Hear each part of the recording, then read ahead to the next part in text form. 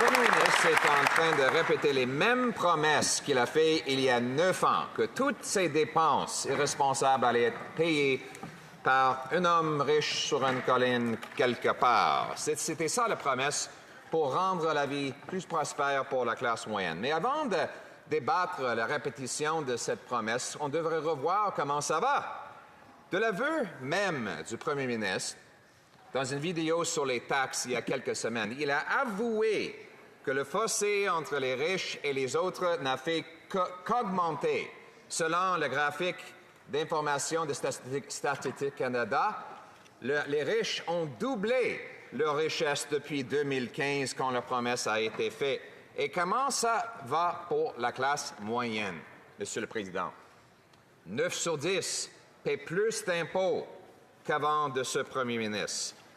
Les jeunes de la classe moyenne ne peuvent plus acheter des maisons. 76 se disent jamais capables d'en avoir une.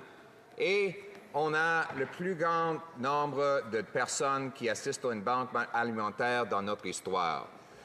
Dans notre économie, le Canada a connu la plus faible croissance du PIB parmi les pays du G7 depuis 2015. Maintenant, c'est en baisse. L'OCDE a calculé que la croissance économique du Canada sera le pire parmi près de 40 pays développés pour cette décennie et les prochaines 3 décennies après. Cela signifie que pour chaque jeune, leur qualité de vie va tomber par rapport à les jeunes des autres pays. Et le Canada a perdu 460 milliards de dollars d'investissement vers les États-Unis, plus que le retour, ça veut dire 11 500 $. Et la solution du premier ministre, c'est de répéter les mêmes promesses électorales qu'il a déjà faites et brisées il y a 9 ans. Et maintenant, il propose une nouvelle taxe sur la santé, le logement, les fermiers et les agriculteurs, et les petites et moyennes entreprises. Écoutez, Monsieur le Président, une taxe sur les médecins quand on a une pénurie de médecins, ça veut dire encore moins. Une taxe sur les fermiers, ça veut dire nourriture qui est plus chère. Une taxe sur les petites entreprises, ça veut dire qu'il y a moins d'emplois et moins d'opportunités pour nos jeunes. Et une taxe sur notre économie va envoyer plus d'argent vers les États-Unis et ailleurs. Les milliardaires ne paieront pas parce que le premier ministre leur a donné 2 mois après l'annonce, avant de la mise en œuvre de cette taxe, pour pouvoir quitter le pays avec leur argent. Donc, qui va payer?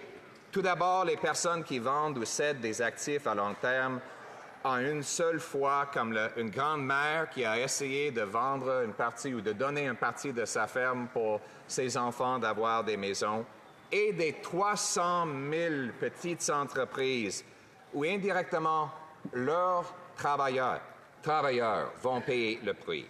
Ça va simplement augmenter le coût de nourriture, ça va rendre les médecins moins disponibles et ça va rendre les chèques de paie plus petits.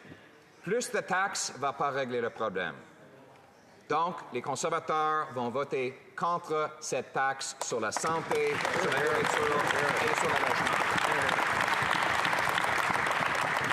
Au contraire, dans mes 60 premiers jours comme premier ministre, je vais mettre sur pied un groupe de travail composé d'entrepreneurs, d'inventeurs, d'agriculteurs et de travailleurs, mais pas de lobbyistes, qui proposera une réforme du système pour des impôts plus bas, afin de ramener de la production, l'embauche et de plus gros chèques de paie ici au Canada.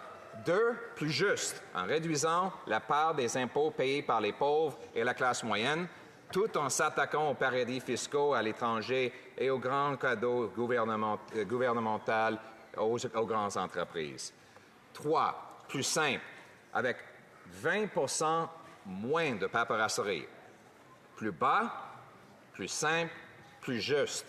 Comme ça, nous serons un pays où le travail acharné permet d'obtenir un plus gros chèque de paie et pension.